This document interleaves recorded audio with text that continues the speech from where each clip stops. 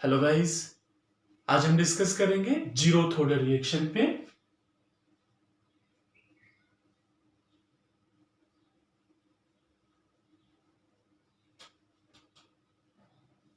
सबसे पहले समझते हैं इसकी डेफिनेशन। डेफिनेशन को समझने से पहले इसकी रेट इक्वेशन लिखते हैं अपन। R directly proportional to reactant की कंसेंट्रेशन की power 0।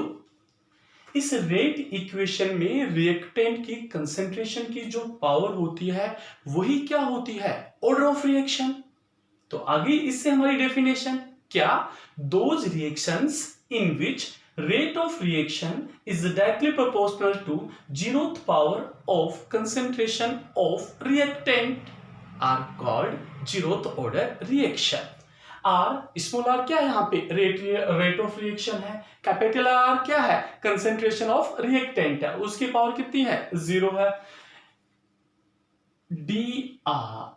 R is equal to direct proportional के साइन को हटाया अपने कांस्टेंट लगा दिया के आर की पावर 0। रेट ऑफ रिएक्शन को अपन ऐसे भी लिख सकते हैं d r upon d t minus d r upon d t is equal to k r to the power 0। It is the differentiate rate equation of zeroth order reaction. आगे हो गया आपको definition. Those reactions in which rate of reaction is directly proportional to zeroth power of concentration of reactant. इसी के लिए अपन ने ये equation लिख दी। ये क्या है? इसकी डिफरेंशिएट रेट इक्वेशन। यहां तक आपको समझ में आ गया होगा। आगे चलते हैं।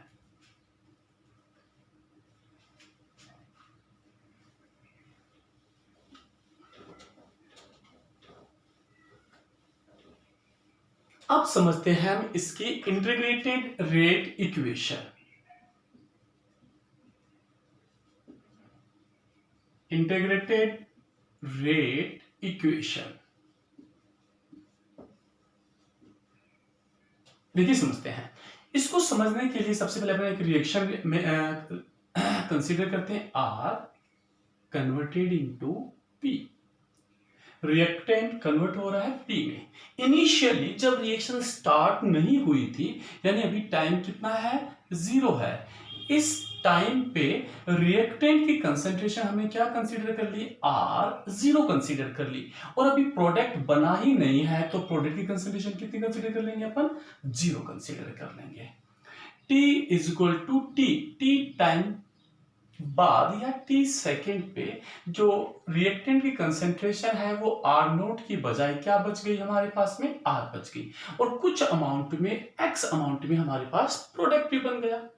अब हमें फाइंड क्या करना है? Integrated rate equation of zeroth order reaction. उसको फाइंड करने के लिए हमने एक रिएक्शन कंसीडर कर ली। उसमें T इज इक्वल टू 0 पे और T is equal to T पे रिएक्टेंट और प्रोडक्ट्स की कंसेंट्रेशन लिख दी। अब हम इसके लिए लिखेंगे इसकी डिफरेंशिएट रेट इक्वेशन, जो अभी हमने देखा है, माइनस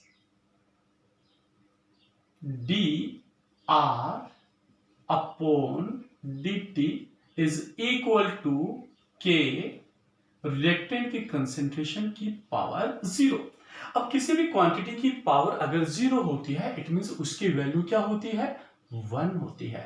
तो यहां पे r की पावर कितनी है? 0 है। इट मींस इसकी वैल्यू क्या हो गई? 1 हो गई।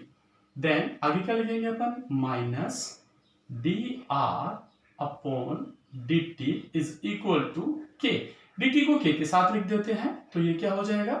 Minus d r is equal to k d t, या चाहे तो ऐसे लिख सकते हैं d r minus k d t. आगे करने के लिए इस इक्वेशन का हम इंटीग्रेशन कर देंगे दोनों साइड। कैसे? देखिए, इस इक्वेशन का हमें क्या करना है? इंटीग्रेशन करना है। कैसे करेंगे? Integration of d r is equal to integration of minus k d t. D r का इंटीग्रेशन क्या हो गया? आर हो गया। के कांस्टेंट है, बाहर आ जाएगा।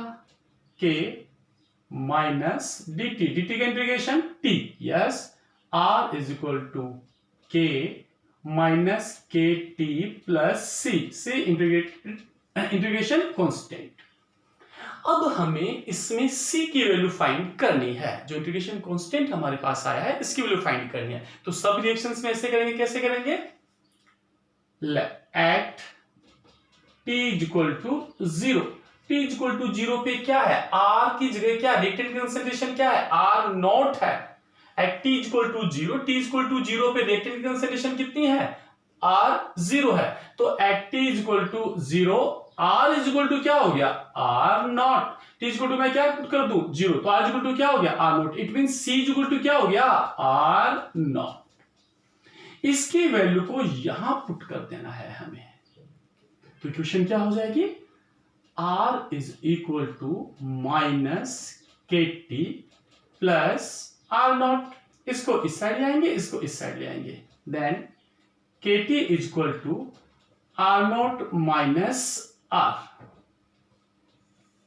यही है इसकी इंटीग्रेटेड रेट इक्वेशन, किसकी, जीरोथ ऑर्डर रिएक्शन की।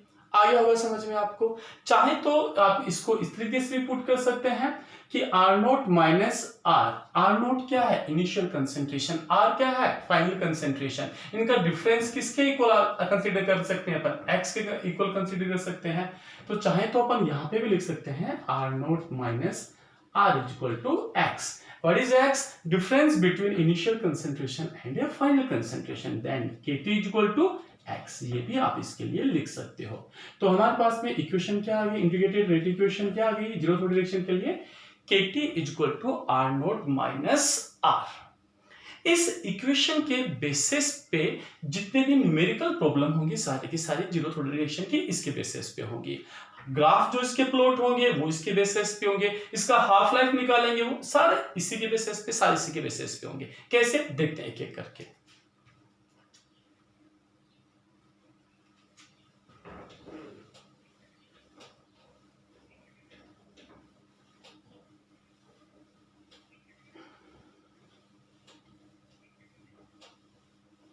सबसे पहले इसका समझेंगे अपन ग्राफिकल रिप्रेजेंटेशन।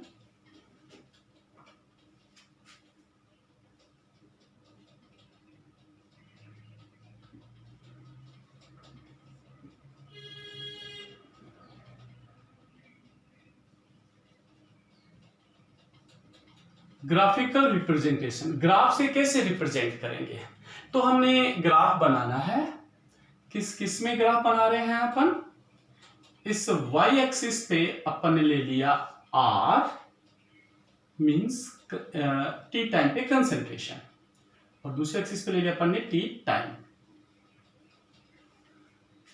जिस क्वांटिटी को हमने y एक्सिस पे लिया है उसके इक्वल इक्वेशन बनानी है। हमारे पास इक्वेशन क्या है, r naught minus r is equal to k t. हमने जिस क्वांटिटी को y एक्सिस पे लिया है उसके इक्वल इक्वेशन बनानी है। Then r is equal to r naught minus k t, बन गई इक्वेशन।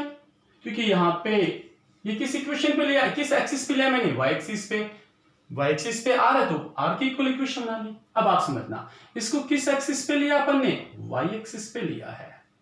t को किस एक्सिस पे लिया मैंने, x एक्सिस पे लिया है।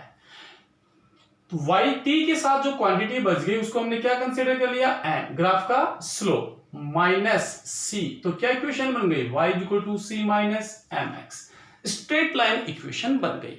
इट मींस इसका जो ग्राफ होगा वो कैसा होगा, स्ट्रेट लाइन होगा। कैसे अपन ग्राफ प्लॉट करेंगे वो भी समझ लेते हैं।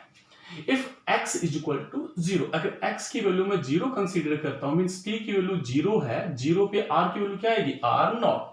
तो t की वैल्यू 0 कहां हो गई, यहां पे होगी, ये इनिशियल पॉइंट है। इस कंडीशन पे r 0 नहीं, r कितना है, r नॉट है।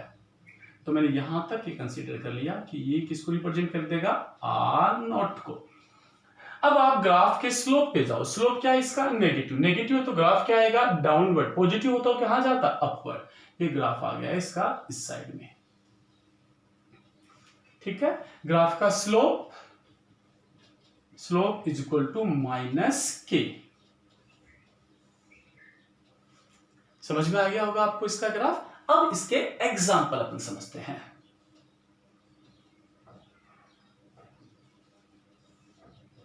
Example, first example, dissociation of ammonia in presence of PT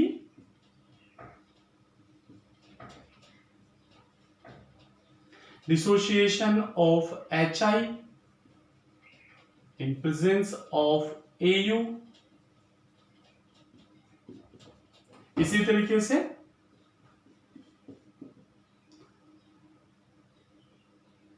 H2 plus Cl2 in presence of HNu converted into 2HCl। ये एग्जांपल्स हैं जीरोथ ऑर्डर रिएक्शन के। अब देखो माइंड में क्वेश्चन ये उठ रहा है कि जीरोथ ऑर्डर रिएक्शन है, जीरोथ मतलब उसकी रेट ऑफ रिएक्शन रिएक्टेंट की कंसंट्रेशन में डिपेंड ही नहीं करती, जबकि लॉ ऑफ मास एक्शन के अकॉर्डिंग जितना आप रिएक्टेंट की कंसंट्रेशन आप लोगे रेट ऑफ रिएक्शन उतनी क्या होगी, फास्ट होती है, और यहाँ पे डिपेंड ही नहीं कर रही है। ऐसा कैसा पॉसिबल है, तो इसको समझते हैं अपन। देखना आप यहाँ पे एक कंटीन्यूअस मैंने कंसीडर कर लिया, मैं एग्जांपल समझ रहा हूँ। नंबर 1, अमोनिया का dissociation in presence of PT. PT catalyst का काम कर रहा है एट हाई प्रेशर। प्रेशर की वैल्यू क्या होनी चाहिए, यहाँ पे हाई होनी चाहिए। अब यहाँ पे मैंने कैटलिस्ट ले लिया पीटी, मान लो ये कैटलिस्ट की लेयर है, और यहाँ पे है अमोनिया, अमोनिया गैस यहाँ पे है, और यहाँ पे मैंने पिस्टन लगा दिया, उस पिस्टन की वजह से यहाँ पे हाई प्रेशर लगा दिया। ठीक है, अब समझना आप, हाई प्रेशर लगाऊंगा तो जितने भी इसके मॉलिक्यूल्स हैं वो इससे पीटी की सरफेस पे एडजॉर्ब हो जाएंगे। हो जाएंगे नहीं हो जाएंगे, मींस पीटी की जो लेयर है, पीटी की जो लेयर वो क्या होगी, सैचुरेटेड हो गई। भाई रिएक्शन करवाएगा कौन, कैटलिस्ट पीटी, और रिएक्शन होने के लिए मॉलिक्यूल्स इसकी सरफेस पे एडजॉर्ब होने चाहिए, और मैंने हाई प्रेशर लगा दिया, उसकी सरफेस क्या हो गई, सैचुरेटेड हो गई। अब चाहे कितना भी अमोनिया हो, रिएक्शन कौन करेगा, जो अमोनिया इसकी सरफेस पे एडजॉर्ब है वही तो करेगा। तो इस टाइम पे देखिए, समझा और अच्छे से आपको मैं समझाता हूं। जैसे एक क्लास में बच्चे हैं, अब ये बात क्लियर है क्या कि जितने बच्चे होंगे टीचर्स के पास उतनी फीस आएगी, सिंपल लॉजिक है। अब क्या हुआ, एक कमरे में 10 सीट चेयर रख रखी थी, टीचर ने 10 बच्चे आए उसके पास बैठ गए, 10 की फीस आ गई, सैचुरेटेड हो गई सारी की सारी सीट, 10 थी, 10 पे 10 बच्चे आ गए, और बच्चे आ गए, तो अब जो फीस है वो बच्चों पे डिपेंड नहीं करेगी, किस पे डिपेंड करेगी, वैकेंट चेयर पे, कि चेयर कितनी वैकेंट है, और चेयर ऑलरेडी क्या हो गई, सैचुरेटेड हो गई। तो इस टाइम पे जो रेट ऑफ रिएक्शन किस पे डिपेंड करेगी, वैकेंट चेयर पे डिपेंड करेगी, ना कि बच्चों पे। ठीक है, तो इसी तरीके से यहां पे चेयर की जगह क्या है, कैटलिस्ट की सरफेस है, बच्चे की जगह क्या है, रिएक्टेंट के मॉलिक्यूल्स हैं, रिएक्टेंट के मॉलिक्यूल्स हैं वो एडजॉर्ब हो गए किसकी सरफेस पे, कैटलिस्ट की सरफेस पे, यानी क्या हो गया, सरफेस क्या होगी कैटलिस्ट की, सैचुरेटेड होगी, उस पे और स्पेस नहीं है रिएक्शन करवाने के लिए। तो इस टाइम पे रेट ऑफ रिएक्शन रिएक्टेंट पे डिपेंड नहीं करेगी, फ्री स्पेस ऑफ कैटलिस्ट पे डिपेंड करेगी, जो कि अवेलेबल नहीं है। तो ऑर्डर ऑफ रिएक्शन कितनी हो जाएगी, 0 हो जाएगी। आगे होगा आपको समझ में नहीं आया तो आप दोबारा कमेंट कीजिए, मैं आपको रिप्लाई कर दूंगा।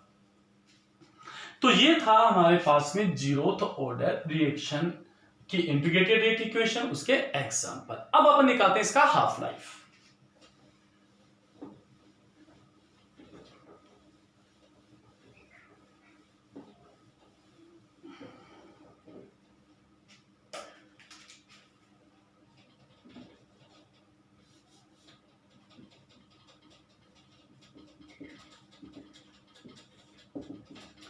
हाफ लाइफ आधी जिंदगी।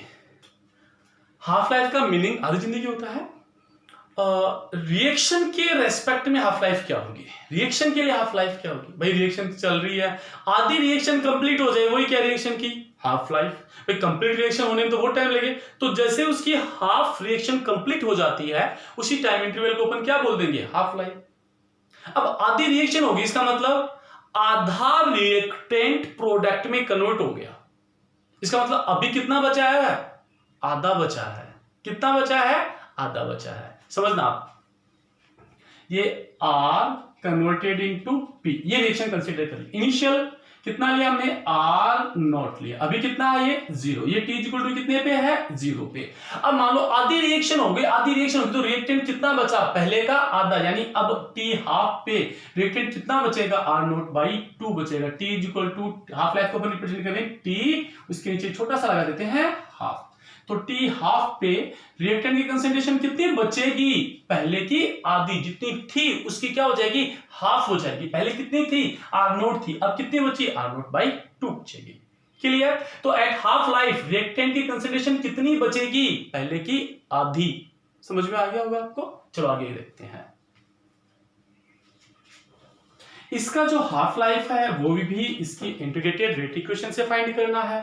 मींस इसकी इंटीग्रेटेड रेट इक्वेशन क्या है, Kt equal to r naught by r. R naught क्या है, इनिशियल कंसंट्रेशन, आर क्या है, जो बच गई at half life, at half life.